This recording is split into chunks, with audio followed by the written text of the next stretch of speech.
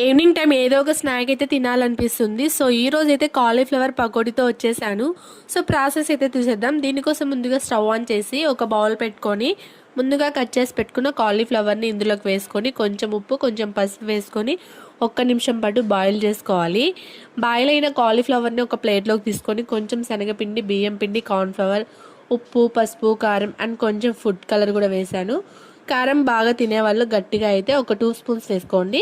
తర్వాత బాగా మిక్స్ చేసుకొని కొంచెం కొంచెం వాటర్ వేసుకుంటూ కన్సిస్టెన్సీ బాగా మనకి లూజ్గా వచ్చేలాగా బాగా మిక్స్ చేసుకోవాలి. మనం ఒక 10 మినిట్స్ పాటు పక్కన పెట్టేసామనుకో మనకి కాలీఫ్లవర్కి అయితే మొత్తం మసాలా అయితే బాగా పడుతుంది అండ్ బాగా మిక్స్ అయిపోతుంది.